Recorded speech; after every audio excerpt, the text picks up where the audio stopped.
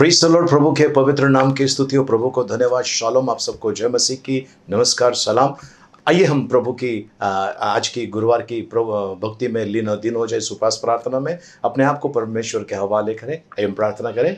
पिता परमेश्वर, आपको धन्यवाद देते हैं, आपके नाम की स्तुति महिमा प्रशंसा बड़ाई करते हैं। इस समय हम आते हैं प्रभु जी, ये प्रभु जी नया महीना आपने हमारे जीवन में दिया, धन्यवाद देते हैं। फरवरी महीने के लिए आपकी स्तुति महिमा करते हैं। जनवरी के प्रभु जी पूरा महीना आपने हमें आशीषों से भर दिया, आपकी उपकार स्तुति करते हैं। अब प्रभु जी जाने अनजाने में जो भी हमसे पाप अपराध गुनाह हो तो क्षमा कर प्रभु। हम आपके शरण में आते हैं, अपने अपराधियों को क्षमा करते हैं प्रभु। उनके लिए प्रार्थना करते हैं जिनको हमने तकलीफ पीड़ा पहुंचाई, उनके हृदय को छू ले प्रभु जी। हमें एक मन का बना ताकि एक होकर हम आपकी भक्ति कर सकें प्रभु यीशु। इस समय प्रभु जी यदि हमने किसी को श्राप दिया, बुरा कहा, निंदा की, नाशा किसी का प्रभु जी उनके हृदय को छू ले प्रभु जी। प्रभु अगर हमने किसी को श्राप दिया, हाय दिया, न्याय किया, उसके पावर को रद्द करते हैं। किसी ने हमें श्राप दिया, हाय दिया, न्याय किया, उसके पावर को रद्द करते हैं प्रभु यीशु। इस समय प्रभु जी आपका पवित्र रक्त जो आपने कलवरी के क्रूस पर बहाया है, वो आप उस पवित्र रक्त के द्वारा आपने हमें शुद्ध किया है, पवित्र किया है, शैतान के बंधन से छुड़ाया है। हम आपको धन्यवाद देते हैं, आपकी महिमा, आपकी बड़ाई करते हैं। दुष्टता के उस अंधकार की वेदी पर यदि हमारा नाम लिखा है या हमारी कोई वस्तु रखकर हमारे विरुद्ध में किसी प्रकार का कोई कार्य किया है, उसके पावर को हम रद्द करते हैं यीशु मसीह के नाम से। पवित्र पिता, इस समय में एकत्रित हुए हैं प्रभु जी, आपकी आराधना करते हुए, आपकी महिमा करते हुए हम आगे बढ़ रहे हैं प्रभु जी। हमारे साथ रहिए। पवित्र आत्मा, आपके बिना ये प्रार्थना सभा अधूरी है। पवित्र आत्मा हमें सिखाइए, आत्मा में और सच्चाई में आराधना करने के लिए हम आपको धन्यवाद देते हैं, आपकी बड़ाई, आपकी महिमा करते हैं यीशु मसीह के नाम में, आमीन। प्रभु परमेश्वर, इस समय प्रभु जी हम आते हैं आपकी उपस्थिति में। आइए प्रियजनों, इस समय जो घुटने के बल आना चाहते हैं वे घुटने के बल आइए, जो खड़े रहना चाहते हैं आप खड़े रह सकते हैं। आइए अपने हाथों को उठाते हुए हम उस परम धन्य परमेश्वर की उपस्थिति में आए और उनकी महिमा करें, उनकी बड़ाई करें। वो यीशु जो कभी हाथ नहीं छोड़ने वाला, वो यहोवा जो हमारा हाथ पकड़कर चलाता है, जिसके हथेली पर हमारा चित्र बनाया है। आइए उस परमेश्वर की उपस्थिति में आए। हालेलुया प्रभु जी, हम आपको धन्यवाद देते हैं प्रभु, आपकी बड़ाई, आपकी महिमा, आपकी प्रशंसा करते हैं। इस समय प्रभु जी हम आते हैं आपके चरणों में प्रभु जी, उपकार स्तुति करते हुए प्रभु जी, क्योंकि प्रभु जी आपने हमारे जीवन को आशीषों से भर दिया है, आपने हमारे जीवन पर बड़ा उपकार किया है। हम आपको धन्यवाद देते हैं, आपकी बड़ाई और आपकी महिमा करते हैं, आपकी प्रशंसा करते हैं, आपके सामर्थ्य पवित्र पावन नाम को ऊंचा उठाते हैं, धन्यवाद देते हैं प्रभु जी, आपकी बड़ाई करते हैं यीशु मसीह के नाम में, आमीन। यीशु मेरा हाथ ना छोड़ेगा, यीशु मेरा हाथ ना छोड़ेगा, यीशु मेरा हाथ ना छोड़ेगा। बड़ी आंधी आने से, बड़ा तूफान आने से, यीशु मेरा हाथ ना छोड़ेगा। बड़ी आंधी आने से, बड़ा तूफान आने से, यीशु मेरा हाथ ना छोड़ेगा। मैं भी उसका हाथ ना छोड़ूंगा, मैं भी उसका हाथ ना छोड़ूंगा, मैं भी उसका हाथ ना छोड़ूंगा। बड़ी आंधी आने से, बड़ा तूफान आने से, मैं भी उसका हाथ ना छोड़ूंगा। बड़ी आंधी आने से, बड़ा तूफान आने से, मैं भी उसका हाथ ना छोड़ूंगा। मेरा दिया जलता रहेगा, मेरा दिया जलता रहेगा, मेरा दिया जलता रहेगा। बड़ी आंधी आने से, बड़ा तूफान आने से, मेरा दिया जलता रहेगा। वो बड़ी आंधी आने से, बड़ा तूफान आने से, मेरा दिया जलता रहेगा। बड़ी आंधी आने से, बड़ा तूफान आने से, मेरा दिया जलता रहेगा। हालेलुया प्रभु जी। प्रभु यीशु, आपने हमें अपनाया है प्रभु, उस पाप के दलदल से आपने हमें बाहर निकाला है, अपनाया है, सीने से लगाया है, हम आपको धन्यवाद देते हैं। राजाओं के राजा, प्रभुओं के प्रभु, हम आपको धन्यवाद देते हैं। आप हमारा परमेश्वर है, आप हमारा पिता है प्रभु जी। हम आपके बाहों में आए हैं प्रभु जी। आपने हमें अपनाया है प्रभु जी। आपने हमें अपनी निज प्रजा बनाया है प्रभु जी। याजक गण बनाया है आपने प्रभु जी। राजपदधारी याजकों का समाज आपने बनाया है। हम आपको धन्यवाद देते हैं, आपकी उपकार स्तुति करते हैं प्रभु जी। प्रभु महान राजा, हम आपको धन्यवाद देते हैं प्रभु जी। गौरवी राजा, हम आपके नाम की बड़ाई करते हैं, आपकी प्रशंसा करते हैं प्रभु जी, क्योंकि आप प्यार करने वाला परमेश्वर है। हम आपको धन्यवाद देते हैं। तू है मेरा परमेश्वर पिता, मैं हूँ तेरी संतान। तेरा प्यार मेरे लिए है बड़ा महान। तू है मेरा परमेश्वर पिता, मैं हूँ तेरी संतान। तेरा प्यार मेरे लिए है बड़ा महान। तेरा प्यार मैं चाहूँ हर खुशी से बढ़कर। तेरे घर में मैं रहूं सदा सर्वदा। तेरा प्यार मैं चाहूं हर खुशी से बढ़कर। तेरे घर में मैं रहूं सदा सर्वदा। तू है मेरा परमेश्वर पिता, मैं हूँ तेरी संतान। तेरा प्यार मेरे लिए है बड़ा महान। मेरे लिए तेरी बाहें खुली, दिल प्यार से भरा। गले से मुझको लगा सदा सर्वदा। मेरे लिए तेरी बाहें खुली, दिल प्यार से भरा। गले से मुझको लगा सदा सर्वदा। तू है मेरा परमेश्वर पिता, मैं हूँ तेरी संतान।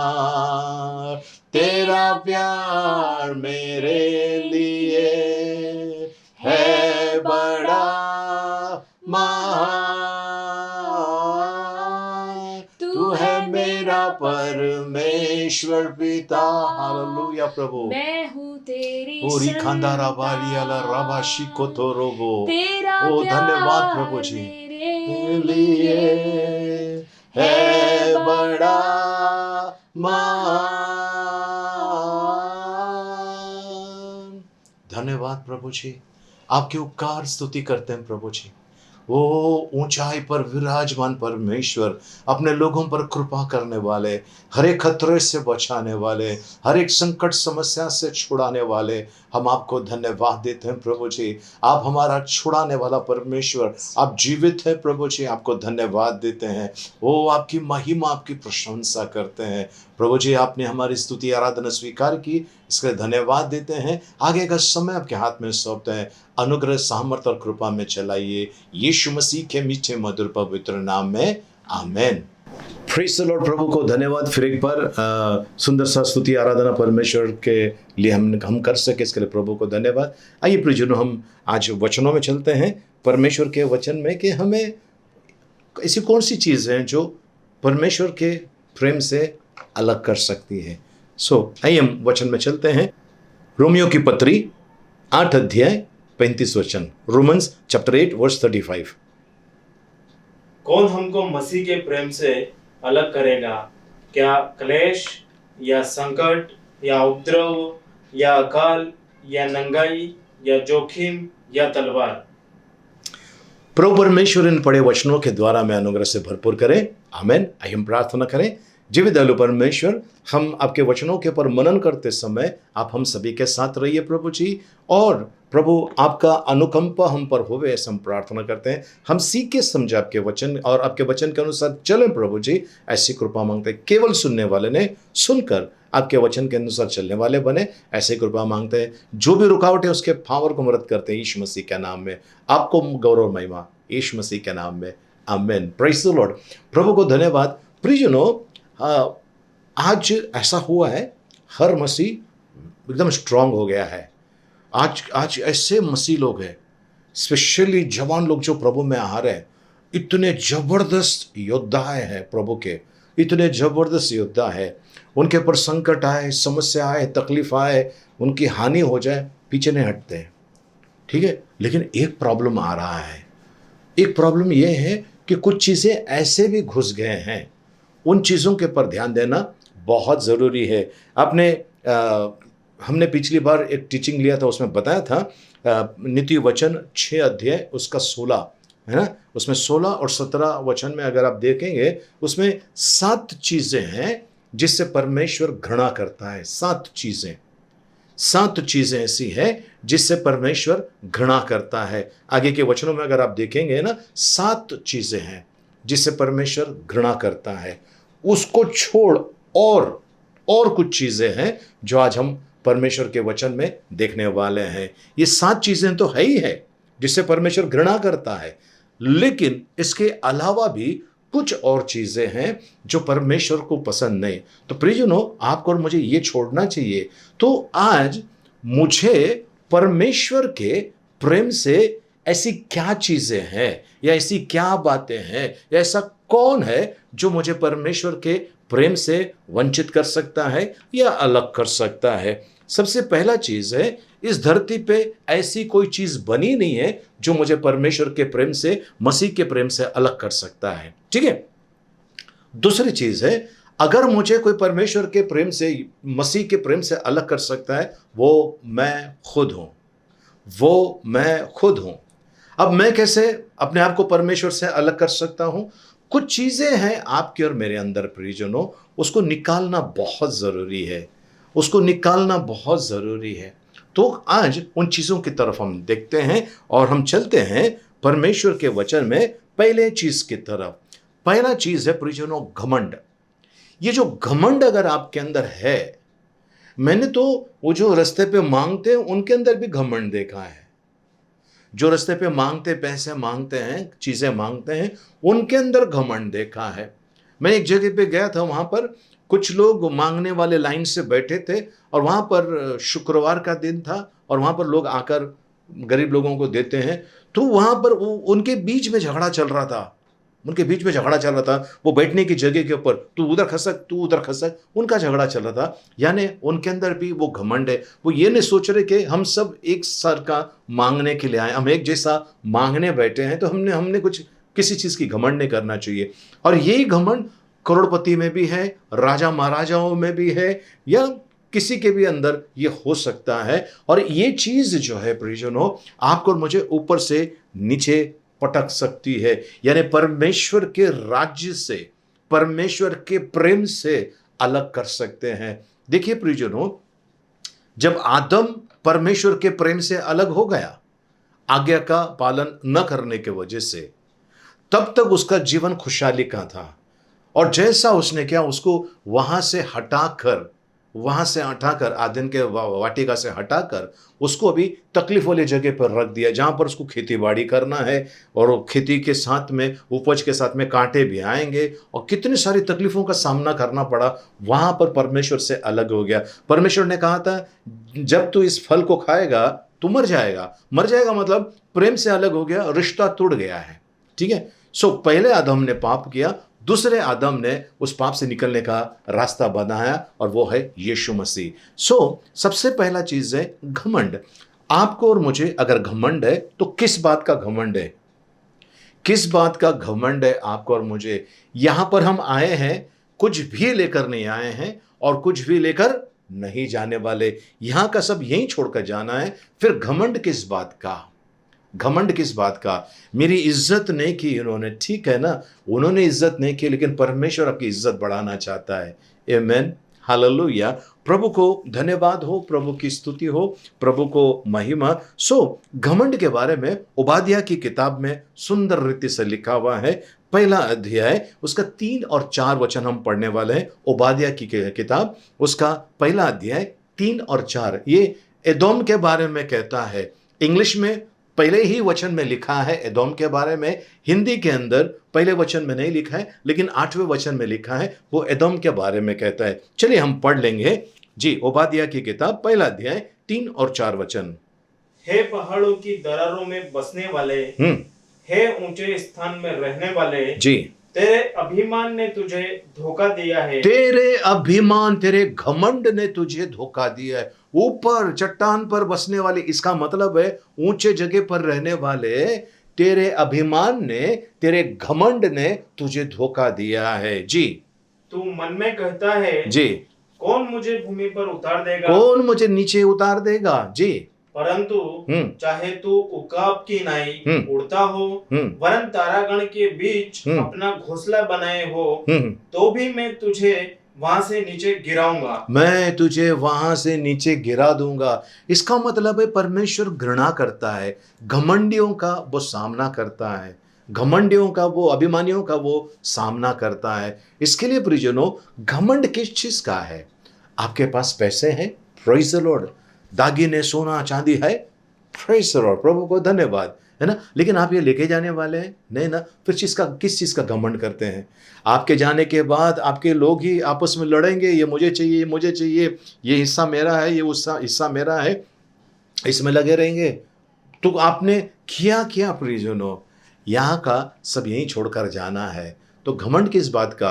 अगर आप सुंदर गीत गाते हैं, प्रेज़ द लॉर्ड, उस गीतों के द्वारा प्रभु की महिमा कीजिए, प्रभु यीशु की महिमा कीजिए, आपको बहुतायत का प्रभु अनुग्रह करेगा, आशीष देगा, है ना। आपके पास पैसे हैं, उस पैसे से परमेश्वर की महिमा कीजिए। आप परमेश्वर की महिमा कैसे करोगे? आपको जाकर सोने का मुकुट नहीं चढ़ाना है, परमेश्वर की महिमा करना है, क्योंकि प्रभु कहता है जो छोटे भाई बहनों के लिए किया वो तुमने मेरे लिए किया। आपको वो पैसे से दूसरों की सहायता करना है।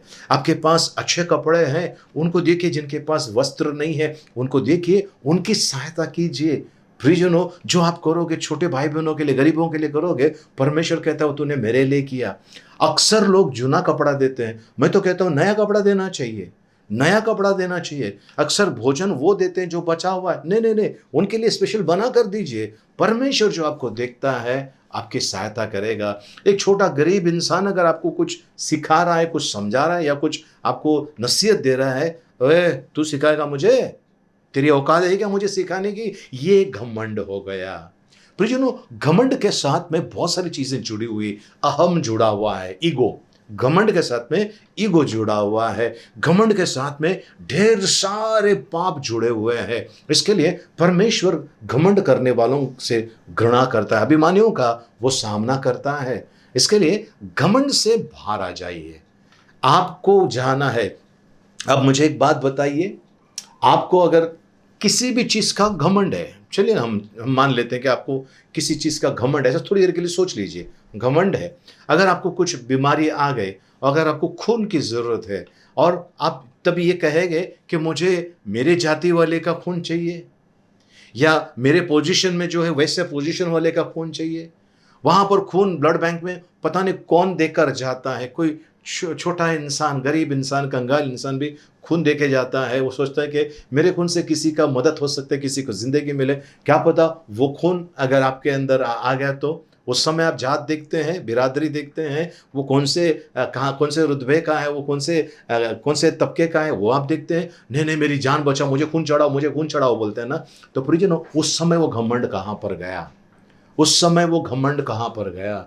मैंने तो कुछ ऐसे शराबी लोगों को देखा, ऐसे शराबी लोगों को देखा हूं जो किसी का झूठा खाते नहीं, लेकिन किसी ने पिया हुआ ग्लास में से उठाकर पीते समय मैंने देखा है, मैंने ऐसा देखा है। उस समय शराब के समय आपको किसी का झूठे का वो एहसास नहीं होता है। बाकी छी वो किसी का झूठा मैं उसको छूंगा नहीं, ऐसा बोल देते हैं।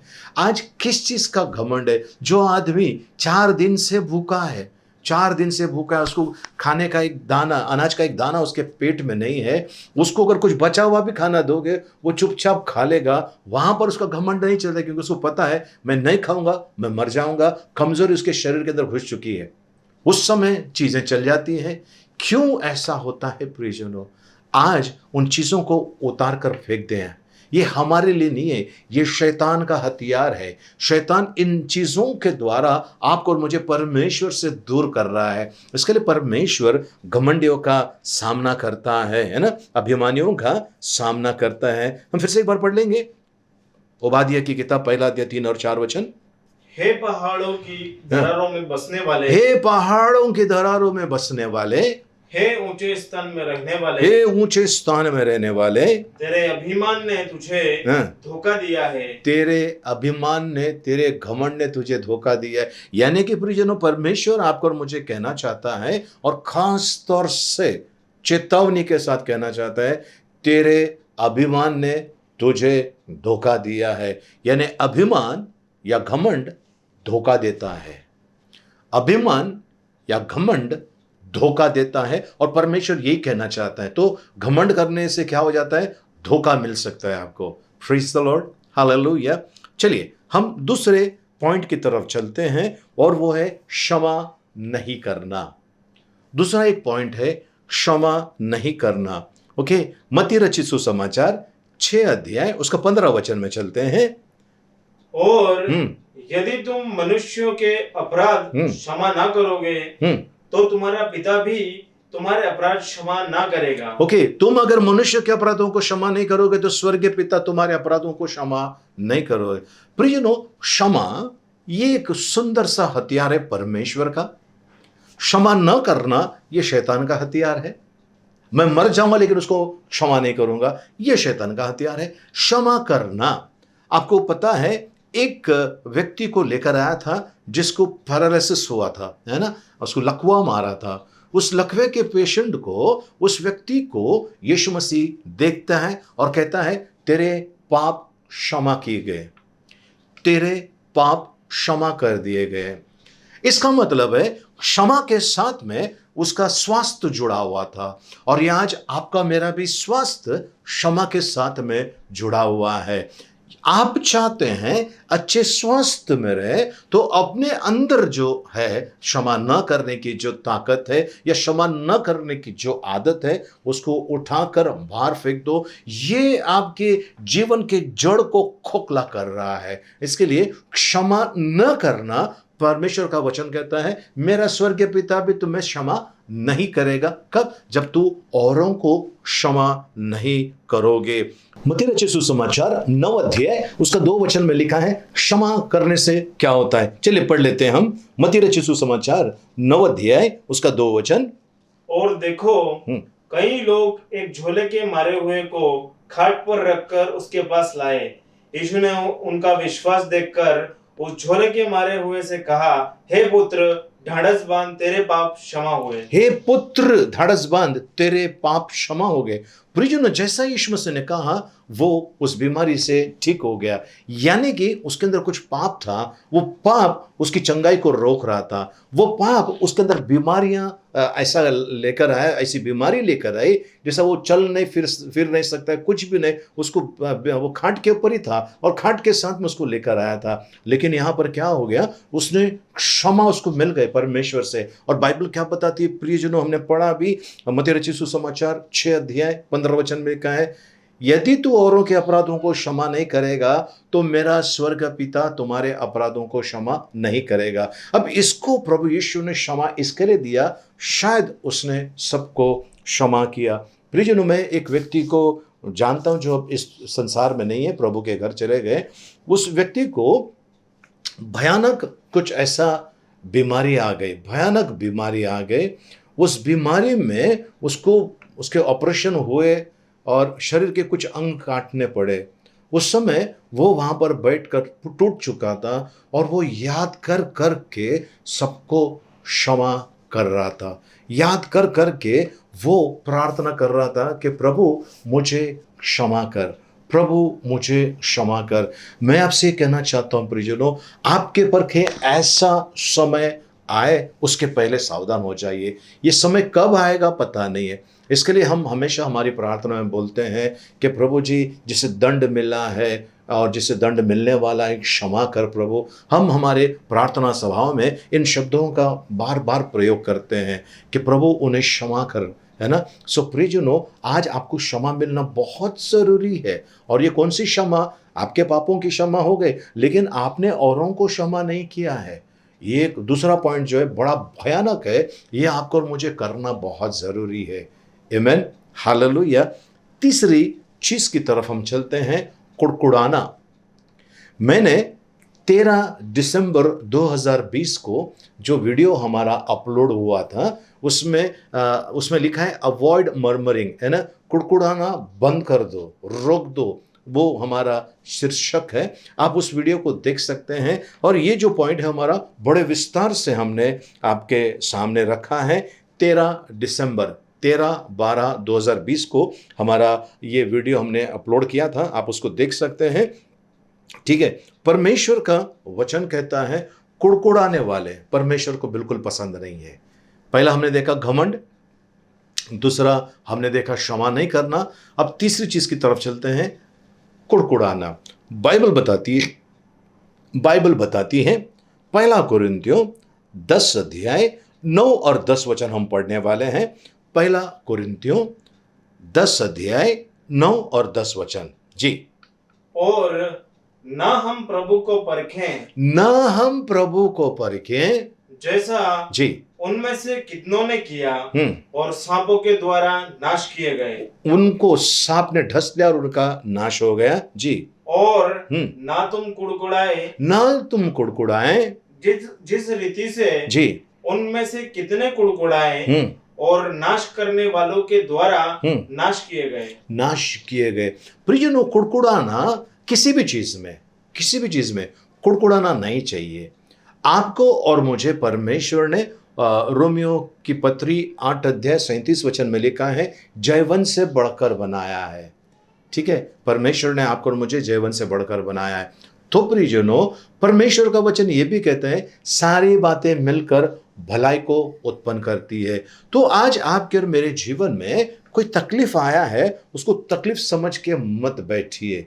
उसको आपके लिए एक मौका परमेश्वर ने दिया है, ऐसा सोचिए। एक मौका परमेश्वर ने दिया है और ये मौका आपको बहुत आगे तक लेकर जाने वाला है।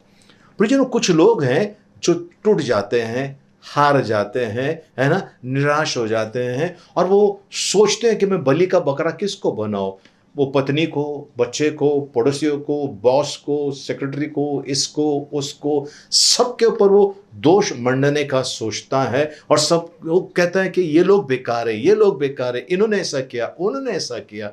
किसी भी बस में यात्रा करते समय, ट्रेन में यात्रा करते समय आप सुन लीजिए लोग एक दूसरे के बारे में कैसे क्या बोलते हैं। मेरा बॉस बेकार है, मेरा ये बेकार है, मेरा वो बेकार है, ये ऐसा है, वो वैसा है, कुड़कुड़ाते रहते हैं।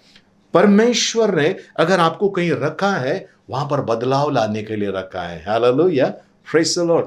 परमेश्वर ने प्रियजनों, अगर किसी मुसीबत में अगर आपको और मुझे खड़ा किया है, परमेश्वर को आपके और मेरी कैपेसिटी जानता है। वो आपके और मेरी कैपेसिटी क्या है परमेश्वर जानता है और परमेश्वर वहां पर कुछ बड़ा काम करने वाला है। इसके लिए परमेश्वर ने वहां पर खड़ा किया है। लेकिन जब आप कुड़कुड़ाते हो तो आने वाले आशीषों को आप ही रोकते हो। परमेश्वर वहीं से कुछ करना चाहता है, वहीं से कुछ बड़ा करना चाहता है। याकूब के साथ में क्या हो गया, वो जब मामा के घर पे, लबान के घर पे जब हो गया, वहां पर क्या हो गया, इतने साल उसने भेड़ बकरे चराए और उसको कुछ नहीं मिले, तो सब मेरा है, फिर तेरा कैसा होगा। तो उसने गोल वहां पर वो बनाया और उसके बाद इसके जो भी भेड़ बकरे गोल शेप के निकले, उसके पर निशाने उनके बदन पे लगने लगे, निशाने दिखने लगे और ये मेरे हैं। वो निराश नहीं हुआ, उसको और अपना मेहनत का कमाने का उसको अवसर परमेश्वर ने दिया। वो टूटा नहीं, वहाँ से भागा नहीं, वो वहाँ से अमीर बनकर चले गया। प्रियजनों, जब इसहाक के साथ में क्या हुआ, इसहाक को ऐसे जगह पे परमेश्वर ने खड़ा किया जहाँ पर अकाल था, और पवित्र शास्त्र कहता है वहाँ पर वो सबसे ज़्यादा अमीर आदमी बन गया। सब चीज़ों से परमेश्वर ने उसको माला माल कर दिया। कैसे? क्योंकि वो जहाँ पर परमेश्वर ने रखा था वहीं पर वो टिका रहा।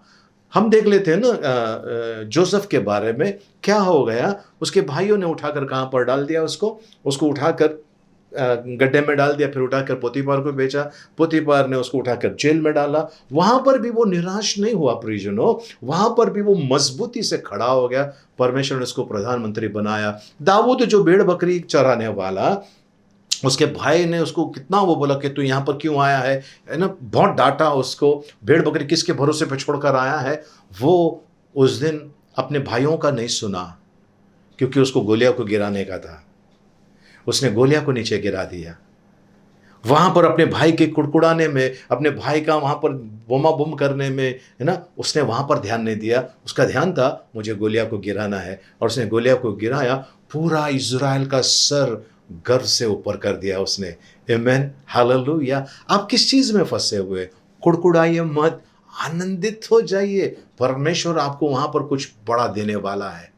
परमेश्वर आपको कुछ बड़ा देने वाला है। किसी कंपनी में आप काम पर हैं, और कंपनी आपको किसी काम से भेजती है, कहीं पर भी आपको किसी काम से भेजती है। आप वहां पर जब जाते हो प्रियजनों, तो वहां पर क्या होता है पता है आपको? वहां जाने के साथ में आपकी कंपनी आपको एक्स्ट्रा पैसे देती है, वहां रहने का, वहां खाना पीने का, वहां का ट्रैवलिंग का, यात्रा, वहां से कहीं आना जाना है, सब खर्चा वो देती है, कंपनी देती है। पर यहाँ रहते समय नहीं, कंपनी के अंदर रहते समय नहीं। कंपनी अगर आपको कहीं भेजती है, मतलब कंपनी आपके द्वारा कुछ बड़ा काम करने जा रही है ना। और उसके बाद अगर अपना अच्छा सारा गोल्स अचीव कर दिया, तो आपको अवार्ड मिलता है, प्रमोशन मिलता है, पगार बढ़ता है, बहुत सारी चीजें होती है। परमेश्वर भी ऐसे आपको ऐसे जगह पे खड़ा कर दिया है।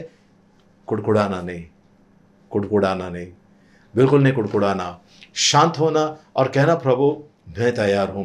प्रियजनों, हमारे मुंबई से थोड़ा सा आगे जहां पर थाना जिला लगता है, और बस उस तरफ पालघर जिला है, इस तरफ थाना जिला है ना, वहाँ पर घोड़बंदर नाम का एक जगह है। और हम जब भी यहाँ से जाते हैं, है ना, मैं कभी कुड़कुड़ाता नहीं हूँ। क्यों नहीं कुड़कुड़ाता हूँ? मुझे पता है मुझे 1 घंटा 1.5 घंटा वहाँ पर ट्रैफिक में रुकना पड़ेगा। मैंने अपने मन को तैयार कर दिया हूँ, और मैं जाते समय, वहाँ पर जाते समय आनंदित रहता हूँ, प्रभु के भजन गाते रहता हूँ, है ना। वो इसके लिए क्योंकि मैं जानता हूँ इस ट्रैफिक में रुकना है। अब जब रुकना है उसमें क्या करें? अब क्या कर सकते हैं? प्रियजनों, जो चीज आपके वश में नहीं है उसके लिए आप कुड़कुड़ा कर क्या फायदा? किसी और का प्रमोशन हुआ, आपका नहीं हुआ, आपने कुड़कुड़ाना चालू कर दिया। रुक जाइए, परमेश्वर खुश नहीं है। आपको कहना प्रभु धन्यवाद, उस भाई का या इस बहन का प्रमोशन हो गया, और मैं विश्वास करता हूं उनको जो दिया है उससे कई गुना ज़्यादा मुझे अब दे रहे हैं। इसके लिए आपने मुझे वो प्रमोशन नहीं दिया। मैं आपकी स्तुति महिमा करता हूँ। आपको कहना है प्रभु मुझे जहाँ पर आपने रखा है मैं वहाँ पर प्रभावशाली बनकर रहना चाहता हूँ। वहाँ पर लोगों पर प्रभाव होना चाहिए कि मैं आपकी संतान हो, मैं आपका चुना हुआ दास हूँ। ये आपकी मेरी प्रार्थना होना चाहिए। कुड़कुड़ाना नहीं, मेरा नसीब खराब है, मेरे भाग्य में लिखा है, नहीं, ये सब मत बोलिए। क्योंकि परमेश्वर कहता है जो योजनाएं मैं तुम्हारे लिए करता हूं वो मैं जानता हूं। यानी परमेश्वर की योजना है, और आप योजना के अंदर आप क्या कर रहे हैं? तकलीफ उत्पन्न कर रहे हैं। किसके लिए? अपने खुद के लिए। बस उस योजना में बने रहिए, उस योजना में बने रहिए। प्रियजनों, ट्रेन, मैं लोकल ट्रेन की बात करता हूं। अगर आप ट्रेन में बैठे हुए हैं और बीच में कोई बड़ा कुछ एक्सीडेंट हो गया है, और ट्रेन जब डाइवर्ट हो जाती है, ये स्पेशली गांव जाते समय ऐसा होता है, डाइवर्ट हो जाती है, होने दो ना। डाइवर्ट होने के बाद भी आपको जहां जाना है वो ट्रेन वहां पर छोड़ने वाली है, तो रूट डाइवर्ट हो तो क्या कर सकते हैं? आपके वश में नहीं है।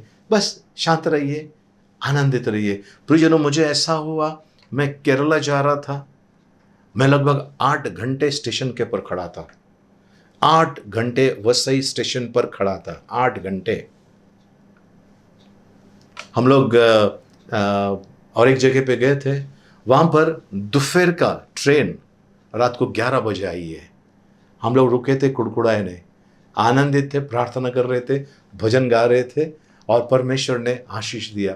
बस जब जो चीज़ आपके वश में नहीं है उसके ऊपर कुड़कुड़ा कर फायदा क्या है? लेकिन परमेश्वर सारी बातों को हमारे लिए भलाई में उत्पन्न करता है। आमेन, हालेलुया, प्रभु को धन्यवाद। चौथी चीज की तरफ हम चलते हैं प्रियजनों। ये कुड़कुड़ाने से ही जुड़ा हुआ ही है, ऐसा समझ सकते हैं हम। चौथी चीज है आपका और मेरा परखना, परमेश्वर टेस्टिंग। हमारा परखा जाना जो होता है वो इतना आसान नहीं होता है ना। बाइबल बताती है ना, याकूब की पत्री 1 अध्याय 2 वचन। हे मेरे भाइयों, जब तुम नाना प्रकार की परीक्षाओं में पढ़ो, जब तुम नाना प्रकार की परीक्षा में पढ़ो तो इसको पूरे आनंद की बात समझो। इसको पूरे आनंद की बात समझो, यानी परीक्षा में आप पढ़ो, आनंद की बात समझो, क्योंकि परमेश्वर कुछ बड़ा करने जा रहा है। आनंद की बात समझो, परमेश्वर कुछ बड़ा करने जा रहा है जी। कि तुम्हारे विश्वास के परखे जाने से, तुम्हारे विश्वास के परखे जाने से धीरज उत्पन्न होता है। धीरज उत्पन्न होता है। तो प्रियजनों, परमेश्वर आपको परखने का आपके जीवन में जब वो परखा जाता है, टेस्टिंग जब आपका होता है, उसको आनंद की बात समझो, एकदम आनंदित हो जाओ, एकदम आनंदित हो जाओ। आपकी कलीसिया में अगर आपके पास्टर ने आपसे कुछ ऐसा करने के लिए कहा है कि जो आपको बहुत बुरा लगता है, लेकिन उसको आनंद की बात समझो। हमारे यहाँ पर एक पास्टर साहब आए थे जो इस समय कनाडा में है, पास्टर अनीश। उन्होंने कहा कि जब वो नया नया कलीसिया में गया तो उनको पास्टर साहब ने कहा कि मैं आपको सेवा में लेता हूँ। वो बड़ा आनंदित हुआ, वो सोचा शायद माइक मेरे हाथ में देगा, मैं ये करूँगा, मैं वो करूँगा। और उन्होंने गवाही दी प्रियजनों, उन्होंने गवाही दी। पास्टर ने कहा आपको कुर्सी जो रखे, चेयर्स जो रखे हैं, उसको क्लीन करना है, उसको कपड़ा मारना है। उसको तो एकदम गुस्सा आ गया, अरे ये क्या काम दे रहा है मुझे, मैं तो एक अच्छा पढ़ा लिखा इंसान हूँ, है ना, हाईली क्वालिफाइड व्यक्ति हूँ मैं, मुझे ये क्या काम दे रहा है पास्टर। उसने कुड़कुड़ाया नहीं, उसने उस परीक्षा को समझा, उसने कुर्सी पर कपड़ा मारना स्टार्ट किया। और उस कलीसिया में लोग कम आते थे। ये हर एक कुर्सी पे हाथ रख के प्रार्थना करता था कि प्रभु इस चेयर के ऊपर जो बैठेगा, इस कुर्सी पे जो बैठेगा, वो व्यक्ति आज बिना आशीष का नहीं जाना चाहिए। अगर बीमार आ रहा है उसको चंगाई होकर जाना चाहिए। और परमेश्वर ने वहाँ पर काम स्टार्ट कर दिया। उस कलीसिया में लोगों का बढ़ोतरी स्टार्ट हो गया, क्योंकि ये व्यक्ति वहाँ पर उसकी परीक्षा हो रही थी। आज एक बहुत बड़े पास्टर साहब है, वो बहुत बड़े पास्टर है, कनाडा के अंदर टोरंटो में है, वो बड़े पास्टर हैं। वो कुर्सी साफ करना स्टार्ट किए। छोटी चीज़ों में परमेश्वर ने उसका विश्वास का परखना देख लिया और उसको बड़े पोजीशन पर परमेश्वर ने पहुंचा दिया। आज वो नबूवत करता है, प्रोफेसी करता है, 100% एक्यूरेट, 100% एक्यूरेट प्रोफेसी। लोगों के ऊपर खाली वो देखता है और कहता है कि आपके जीवन में क्या चल रहा है। इतना अद्भुत रीति से परमेश्वर उनको इस्तेमाल करता है, पढ़े लिखे इंसान को, जिसको कहा गया है कि तुम कुर्सी साफ करना है। तो आज प्रियजनों, आपका भी विश्वास का परखा जा रहा है। आप चिंता मत कीजिए, बिंदास रहिए, परमेश्वर आपके साथ है ना।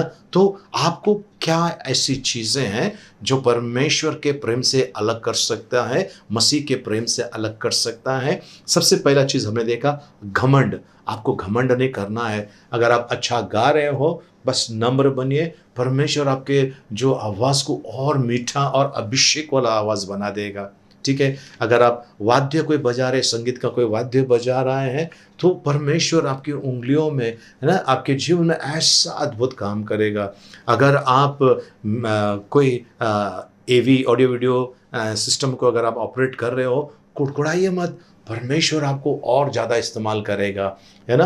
आप कुछ और, है ना, दान ले रहे हैं या किसी और फील्ड में भी काम कर रहे हैं, आपका विश्वास का परखा जा रहा है। आप अगर किसी दूसरी जगह पर कंपनी में काम पर हैं, वहाँ पर भी आपका विश्वास का परखा जाना होता है प्रियजनों। तो आपको और मुझे ध्यान रखना है, परमेश्वर परख रहा है। एक कंपनी का मालिक वो एक नया लड़के को काम पे रखा था। उसने देखा वो लड़का गरीब है और उसका जो स्लीपर उसने पहना था, पैर में जो स्लीपर आता है पहना था, उसमें होल देखा उसने। बॉस ने, और उसको काम पे जस्ट रखा था, 2 दिन हो गया काम पे रखा था। तो बॉस उसको देखना चाहता था कि ये करता क्या है, कितना ये इस पे हम भरोसा कर सकते हैं। बॉस ने वहाँ पर 500 रुपये का एक नोट नीचे गिरा दिया और निकल गए आगे। ये लड़का उनके पीछे पीछे भागा, बोलते सर ये आपके पैसे गिरे। बोलते मेरे पैसे नहीं, नहीं सर आपके जेब से गिरा, मैंने देखा, और बॉस को दे दिया। सेकंड टाइम उसको एक स्टोर रूम में उसको जब वहाँ पर रखा, वहाँ पर भी उसका परखना स्टार्ट कर दिया। वहाँ पर एक जो वेंडर आया था, उसने कहा कि मेरा एक काम कर दो, मैं आपको इतना पैसा देता हूँ। तो उसने कहा कि मुझे पैसे नहीं चाहिए, मुझे मेरी कंपनी पगार देती है, मुझे नहीं चाहिए। वो जो बॉस है उसको बहुत अच्छा लगा, उसको वहाँ पर स्टोर का मैनेजर बनाया। यानी वहाँ पर उसका विश्वास का परखना हो रहा था, उसका विश्वास योग्यता कैसी है वो देखा जा रहा था। और प्रियजनों वो पास हो गया, वो पास हो गया। आज प्रियजनों आपके सामने लालच आ रहा है, आपके सामने बहुत सारी चीज़ें आ रही है, रुक जाइए। ये चीज़ कहीं आपको स्वर्ग से वंचित ना करे, परमेश्वर के प्रेम से वंचित ना करे। इसके लिए आपको ध्यान देना है, घमंड नहीं करना है, क्षमा ज़रूर करना है, क्षमा रहित नहीं रहना है, क्षमा करना है। और तीसरा चीज़ हमने जो परमेश्वर के वचन में देखा, कुड़कुड़ाना नहीं है। और चौथा चीज़ हमने परमेश्वर के वचन में देखा प्रियजनों, वह है परखना। आपका परखा जाना हो रहा है तो आपको ध्यान देना है। सोचिए अगर आप किसी कंपनी में काम पर हैं, है ना, और सीसीटीवी कैमरा है और वहाँ पर आप बॉस कोई देख रहा है आपको, तो उस समय आप सोएंगे वहाँ पर टाइम पास करेंगे? नहीं नहीं नहीं नहीं। हर जगह पे लिखा रहता है आप सीसीटीवी के निगरानी में है ना। तो परमेश्वर भी वैसा ही आपके ऊपर नज़र लगाए बैठा है। इसके लिए सावधान हो जाइए प्रियजनों। बस ध्यान अपना परमेश्वर की ओर केंद्रित कीजिए। ऐसी कौन सी चीज़ है जो मुझे परमेश्वर से दूर करता है? प्रियजनों, जब अब्राहम को कहा गया तेरे बेटे की बलि चढ़ाना है, अब्राहम गया वहाँ पर। परमेश्वर क्या उसके बच्चे की बलि चाहता था? नहीं, परमेश्वर ये चाहता था देखना कि ये जिस चीज़ से प्यार करता है उस चीज़ को अपने से अलग करने के लिए तैयार है क्या। ये जिस चीज से प्यार करता है या जिस व्यक्ति से प्यार करता है उसे वो अपने से अलग करने के लिए तैयार है क्या? अब्राहम तैयार था, अब्राहम तैयार था। आज परमेश्वर आपसे वो चीज जिससे आप बहुत प्यार करते, इंसान हो सकता है, कोई वस्तु हो सकता है, परमेश्वर कहते हैं कि तू अपने जीवन से हटा। आपका विश्वास का परखना हो रहा है, आप कितना विश्वास योग्य है, कितना परमेश्वर आप पर भरोसा करे, ये इसी के पर डिपेंड होता है। परमेश्वर का वचन कहता है वो कोई एक व्यक्ति था, वो कहीं जा रहा था, उसने एक को बुलाया, नौकर को बुलाया, 5 तोड़े दिया, एक को 2 तोड़े दिया, एक को 1 दिया, और क्या किया, वो गया। जब वापस आया 5 वाले ने 10 बनाया। मतलब उसने 5 जिसको दिया उसको पता था कि ये डुबाएगा नहीं, जिसको 2 दिया उसने 4 कर दिया, उनको पता था कि ये डबल कर देगा। लेकिन जिसको 1 दिया तो उसको मालूम था ये बड़ा भयानक इंसान है, और उसने वैसा ही किया। तो आज अगर आपको कुछ दिया है परमेश्वर ने दान वरदान, आपका चेकिंग हो रहा है, आपका चेकिंग हो रहा है।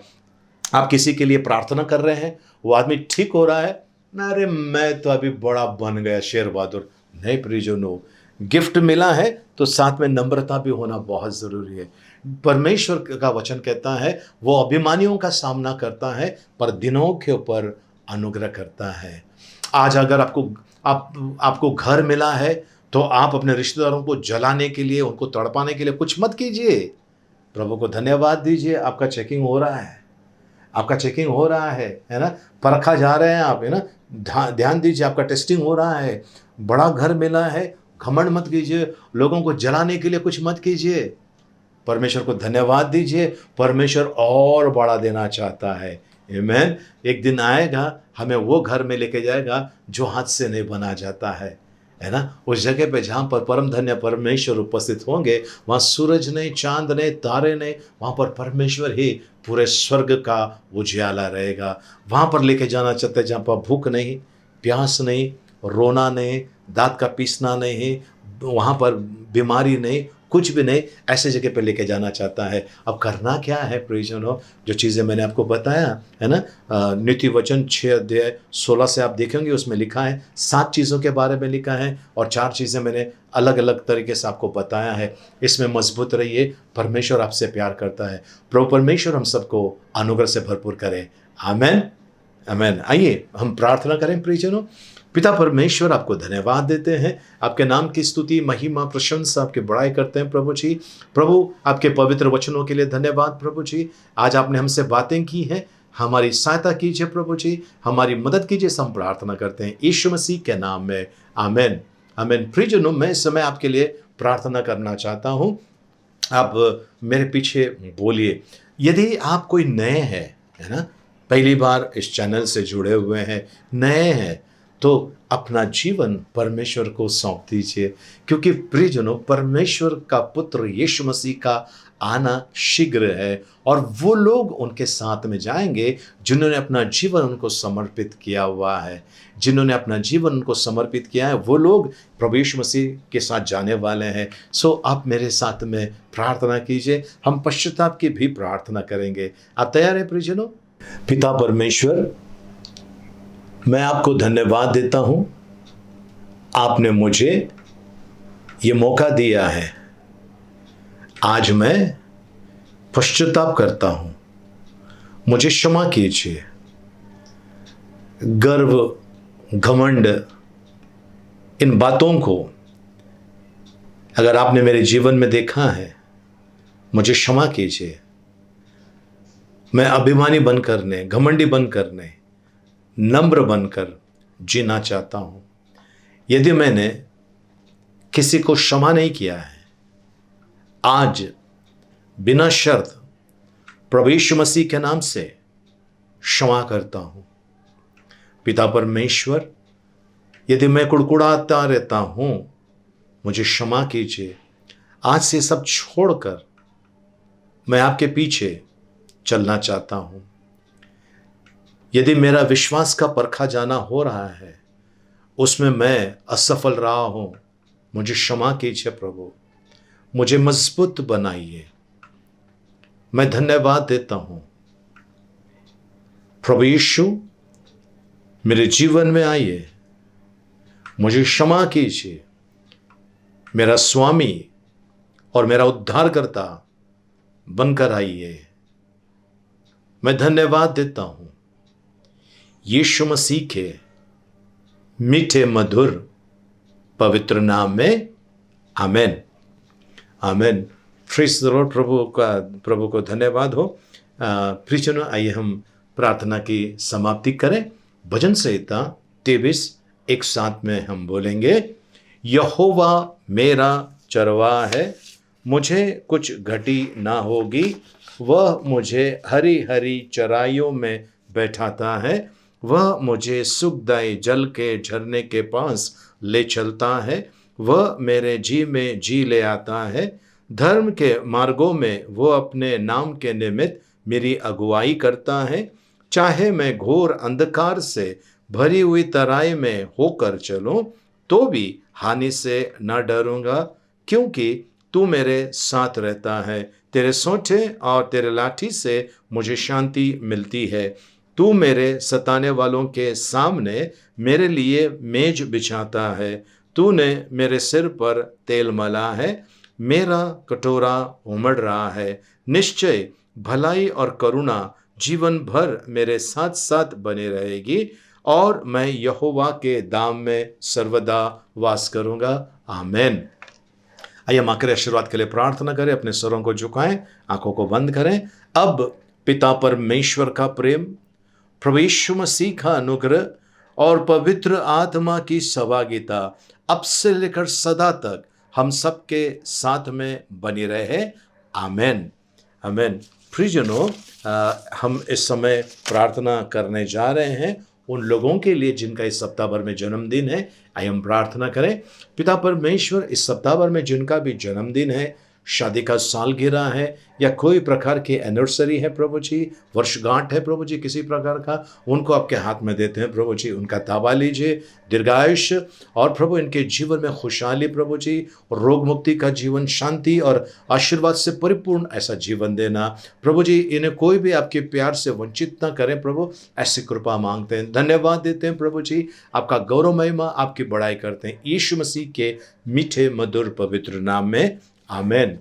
प्रियजनों, आखिर में एक आखिरी संदेश जो है मैं आपको हमेशा देता हूं। आप जो नए हैं हमारे इस YouTube चैनल पर, प्लीज़ नीचे देखिए लाल अक्षर में सब्सक्राइब लिखा है, उसे क्लिक कीजिए, उसके बाजू में बेल आइकन है, उसको क्लिक करके ऊपर का ऑल का ऑप्शन दबा दीजिए, ताकि जब भी हमारा वीडियो अपलोड हो जाए आपको उसका नोटिफिकेशन, आपको उसकी सूचना मिलेगी।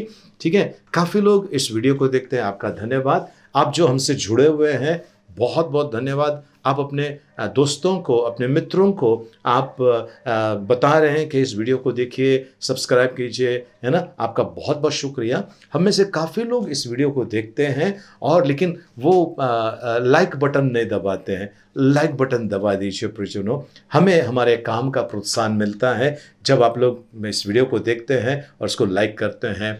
अगर आप में से किसी का जन्मदिन है, आप चाहते हैं कि हम आपके जन्मदिन के लिए नाम लेके प्रार्थना करें, खर्चा कुछ भी नहीं है, आपको पैसे की देने की ज़रूरत नहीं है। बस कमेंट बॉक्स में आप अपना जन्म तारीख डाल दीजिए, थोड़ा सा पहला डाल दीजिए, है ना, ताकि हम आपके लिए उस दिन का जो वीडियो होगा हमारा, उस दिन हम आपके लिए प्रार्थना करेंगे। हमें बड़ी खुशी होगी आपकी एनिवर्सरी के ऊपर, है ना, शादी का सालगिरह है, जन्मदिन है, कोई अच्छा जो प्रसंग आपके जीवन में हो गया, उसके लिए प्रार्थना करने के लिए हमें बड़ी खुशी होगी। इस वीडियो को लाइक कीजिए, जिस किसी भी माध्यम से आप इसको आगे फॉरवर्ड कर सकते हैं कर दीजिए, जिससे कि प्रभु का सुसमाचार का कार्य में आप हमारा सहायता करते हैं।